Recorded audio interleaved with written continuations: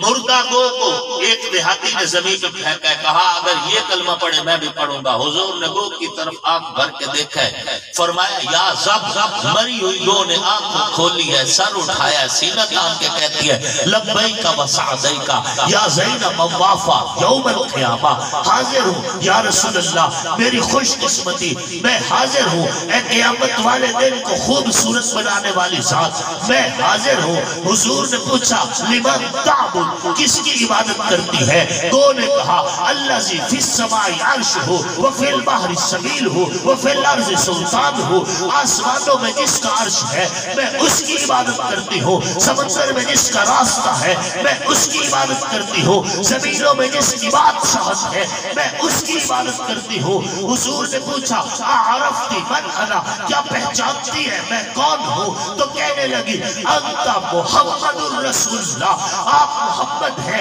اللہ کے رسول ہے۔ حضور نے گو سے بات کی، گو نے نبی کی بولی سمجھی ہے، نبی نے اس کی بولی سمجھی ہے۔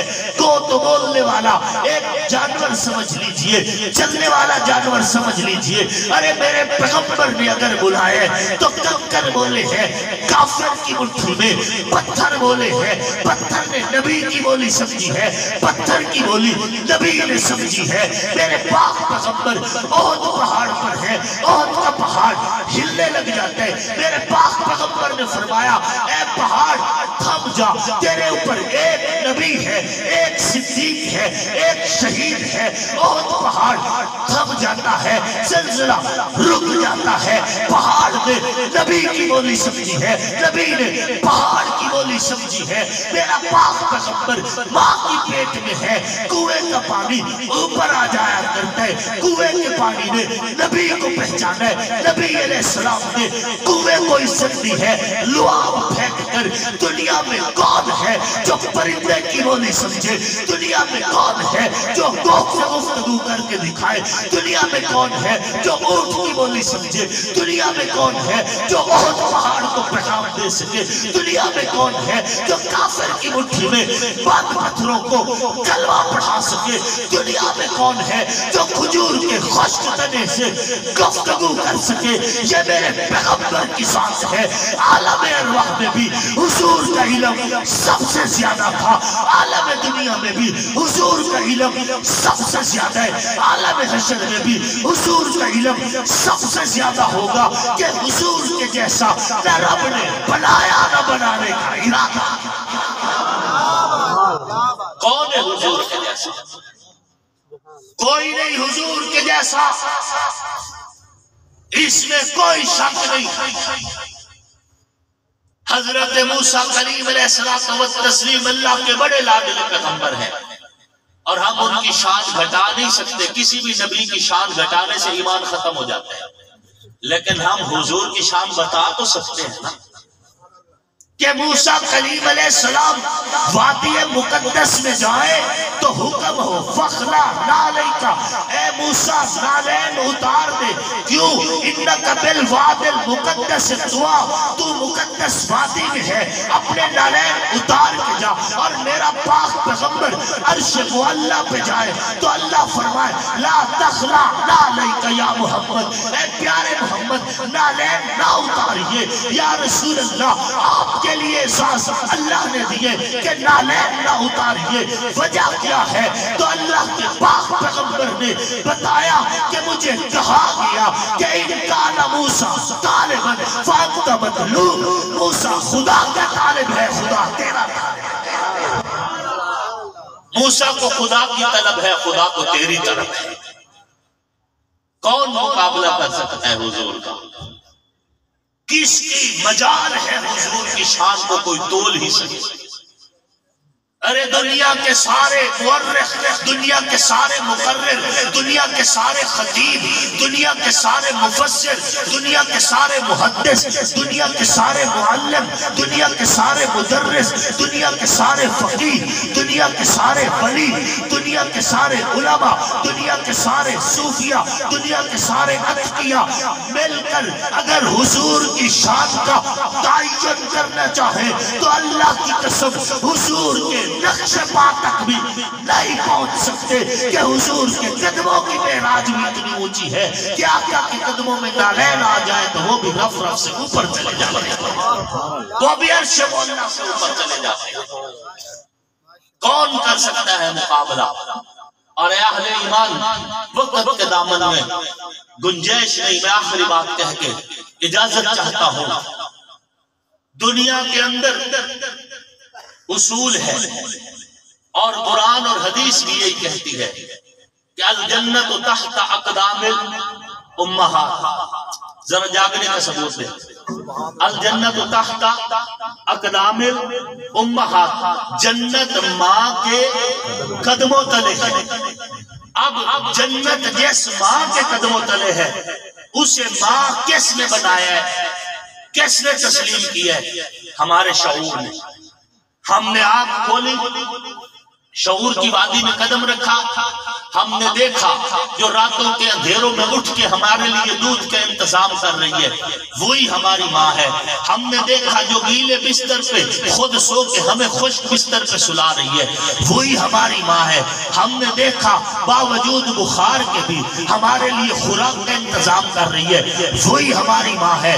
ہمیں باپ نے بتایا یہ تمہاری ماں ہے، ماحول اور معاشرے نے بتایا یہ تمہاری ماں ہے، ننیال اور دودھیال نے بتایا یہ تمہاری ماں ہے، یونین کونسل کے اندراج نے بتایا یہ تمہاری ماں ہے، نادرہ کے ریکارڈ نے بتایا یہ تمہاری ماں ہے۔ جب دائیں بائیں سے مختلف شہادتیں اکٹھی ہوئی ہم نے تسلیم کر لیا کہ یہ ہماری ماں ہے، پھر ہمیں یہ بتایا گیا کہ تمہاری جنت اس کے قدموں تلے ہے۔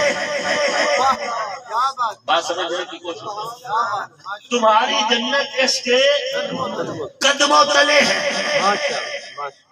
اے اہل ایمان، یہی میری تقریر کا نچوڑ ہے کہ جسے نادرہ کا ریکارڈ کہے تمہاری ماں، تم کہتے ہو جنت اس کے قدموں تلے۔ جسے یونین کونسل کا اندراج کہے تمہاری ماں، تم کہتے ہو جنت اس کے قدموں تلے۔ جسے ماحول معاشرہ ننیال دودھیال کہے تمہاری ماں، تم کہتے ہو جنت اس کے قدموں تلے۔ جنہیں تمہارا شعور اور تمہارا باپ وضاحت دے دے کہ یہ تمہاری ماں ہے، تم کہتے ہو جنت اس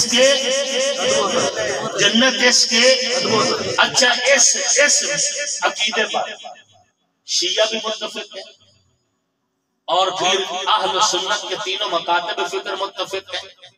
پوری دنیا میں یہ متفقن علیہ عقیدہ کہ جنت ماں کے قدموں تلے ہے۔ شیعہ سٹیج پر بھی یہ حدیث پڑھی جاتی ہے کہ جنت ماں کے قدموں تلے، اہل سنت کے سٹیج پر بھی پڑھی جاتی ہے۔ آئے روز آپ تقریروں میں ماں کی شان میں آپ علماء سے سنتے رہتے ہیں کہ جنت ماں کے قدموں تلے ہے، اور ہے بھی ماں کے قدموں تلے، اس میں کوئی شک نہیں۔ تیری اور میری جنت میری ماں کے قدموں تلے، اور میری ماں کی جنت میرے باپ کے قدموں تلے۔ یہ باتیں باپ اس جنت کا دروازے، خیر میں کہنا یہ چاہتا تھا نادرہ کا ریکارڈ، یونین کونسل کا اندراج، ننیال دودھیال کی وضاحت، ماں اور باپ کی وضاحت، اپنے شعور کی پہچان میں جس کو ماں کہا ہم نے عقیدہ بنا لیا، بلا تفریق مسلک کے، بلا تفریق مکاتب فکر کے، بلا تفریق فرقہ کے، ہم نے یہ کہا کہ یہ ماں ہے تو پھر اس ماں کے قدموں میں جنت ہے۔ اے اہل ایمان، دل کے دریچے کھول کر، کانوں کی کھڑکیاں کھول کر، پھر میں جو کہنا چاہتا ہوں اسے سینے پہ نقش کر لو۔ اگر یونین کونسل کا اندراج ماں بتائے، اگر نادرہ کا ریکارڈ ماں بتائے، اگر معاشرہ ماں بتائے، تو تم کہتے ہو کہ اس کے قدموں میں جنت ہے۔ یونین کونسل کا ریکارڈ میں قرآن کی آیتوں پہ وار دوں، نادرہ کا ریکارڈ میں قرآن کی وضاحت پہ وار دوں کہ میرے لیے جو عقیدہ ہے اس قرآن نے کہا ہے کہ خدیجہ تیری ماں ہے، سودا تیری ماں ہے، عائشہ تیری ماں ہے، زینب بنت جحش تیری ماں ہے، جناب سیدہ زینب تیری ماں ہے، جناب صفیہ تیری ماں ہے جناب ماریہ، تیری ماں ہے جناب جویریہ، تیری ماں ہے جناب ام سلمہ، تیری ماں ہے جناب ام حبیبہ، تیری ماں ہے۔ اگر یونین کونسل نے جسے ماں کہا ہے اس کے قدموں میں جنت ہے تو مجھے بھی وہ جنت چاہیے جو عائشہ کے قدموں سے مل سکتی ہے، خدیجہ کے قدموں سے مل سکتی ہے، ازواج کے قدموں سے مل سکتی ہے۔ میری جنت نبی کی ازواج کے بغیر نہیں ہے کہ عائشہ کو ماں قرآن نے کہا ہے، خدیجہ کو ماں قرآن نے کہا ہے، سودا کو ماں قرآن نے کہا ہے، ام حبیبہ کو ماں قرآن نے کہا ہے۔ قرآن نے کہہ دیے وَأَزْوَاجُهُ أُمَّهَاتُهُمْ، نبی کی بیویاں تمہاری مائیں ہیں، تو پھر سن لو مائیں ہوتی ہیں، کوئی جنت کا سودا نہیں کیا جاتا۔ قرآن کا ریکارڈ کہتا ہے یہ میری ماں ہے، پھر ہم اپنی ماں سے بغاوت نہیں کرتے۔ حضرت عیسیٰ ابن مریم جب پیدا ہوئے لوگوں نے تانے دینا شروع کر دیا، ان کا ہے مریم نہ تیرا بھائی ایسا تھا نہ تیرا باپ ایسا تھا، تیرا خاندان سارا شریف تھا، تو نے کیا کر دیا، بغیر شادی کے بچہ پیدا کر دیا۔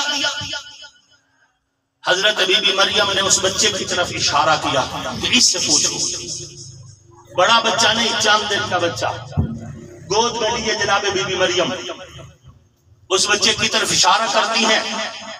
اب بچہ اس مجمع کو جواب دیتا ہے، جواب دیتے میں عبداللہ ہوں، عیسیٰ ابن مریم ہوں، اللہ کا رسول ہوں، اس نے مجھے کتاب دے کے بھیجا ہے، میں اللہ کا نبی ہوں۔ لوگوں میری ماں پہ انگلیاں مت اٹھاؤ، میری ماں پاک دامن، میری ماں پاک دامن ہے۔ قرآن کی یہ آیت بتا رہی ہے کہ جب پاک دامن ماں کی طرف کوئی انگلیاں اٹھیں تو بیٹے کو بولنا چاہیے چاہے گود میں ہی کیوں نہ ہو۔ سمجھنے کی کوشش کریں، جب ماں پر انگلیاں اٹھے بیٹا اگر حلالی ہو تو ماں کے لیے بولے، بیٹا اگر حلالی ہو، حرامی سے کوئی شکوا نہیں، بیٹا اگر حلالی ہو تو پھر ماں کے لیے بولتا ہے۔ قرآن کی آیت، قرآن کی پوری سورت یہ بتا رہی ہے کہ جب پاک دامن بی بی پہ انگلیاں اٹھ رہی تھی تو پھر گود میں بیٹھے بچے نے اپنی ماں کے لیے آواز اٹھائی، کہا لوگوں میری ماں پاک دامن ہے، اس کے خلاف انگلیاں مت اٹھاؤ، میں اللہ کا نبی ہوں، حلالی ہوں۔ اپنی ماں کے حق میں بول کے دنیا کو کہا کہ اگر تم بھی حلالی ہو تو ماؤں کو تنہا نہیں چھوڑنا، ماؤں کی عزت کے لیے، ماؤں کے دوپٹے کے لیے، ماؤں کی عصمت کے لیے پھر جنگ کی دھرتی پہ سوا ہو جانا۔ تمہاری لاش بھی دنیا کو کہے فلا فی اللہ کی تہ میں بقا کا راز مثبت ہے، جسے مرنا نہیں آتا اسے جینا نہیں آتا۔ حلالی